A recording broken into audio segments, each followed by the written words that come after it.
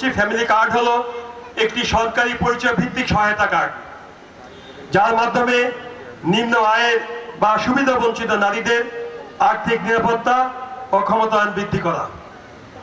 প্রধানমন্ত্রী জনাব তারেক রহমান বাংলাদেশি নারীদের ক্ষমতায়ন এবং আত্মনির্ভরশীল করার জন্য ফ্যামিলি কার্ডের স্বপ্ন দেখেছিলেন।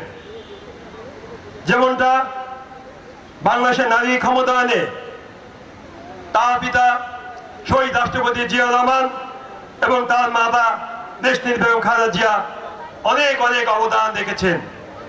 শহীদ রাষ্ট্রপতি জিয়াউর রহমান গ্রামীণ উন্নয়ন ও সমবায় প্রকল্পের মাধ্যমে নারীদের অর্থনৈতিক অংশগ্রহণ বাড়িয়ে দিয়েছিলেন। আর দেশনেত্রী বেগম খালেদা জিয়া শিক্ষার মাধ্যমে স্টাইপেন্ড, গার্মেন্টস শিল্পে কর্মসংস্থান এবং ইউনিয়ন পরিষদে সংরক্ষিত আসনে নারীদের শিক্ষা, অর্থনৈতিক ও রাজনৈতিক ক্ষমতা নিশ্চিত করেছিলেন। আর আজ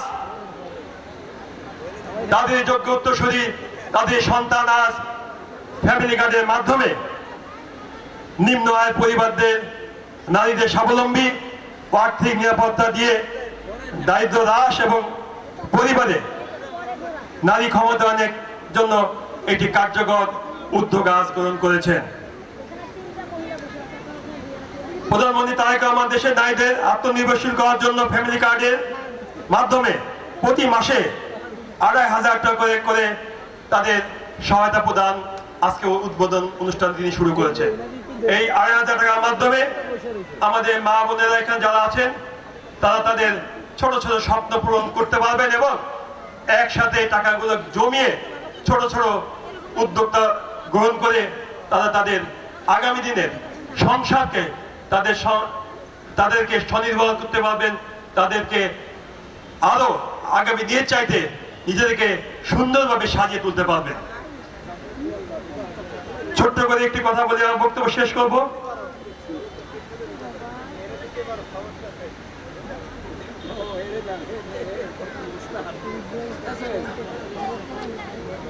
তেইশ দিনের মাথায় আমরা যে নতুন যাত্রা শুরু করেছি,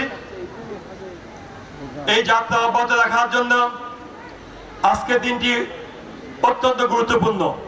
কারণ আমরা প্রমাণ করতে পেরেছি 23 দিনের মাথায় যদি আমরা এইরকম একটি বড় প্রকল্প বাস্তবায়নের লক্ষ্যে এগিয়ে যেতে পারি, তাহলে ইনশাল্লাহ আমার এই 3 আসনের যত মিল কলকারখানাগুলো আছে, বন্ধ আছে, সেগুলো আমাদের নেতা জনাব তারেক রহমান ইতিপূর্বে বলে গিয়েছেন, মৃত শিল্প নগরীকে আমি আবার পুনর্জীবিত করে তুলব ইনশাল্লাহ।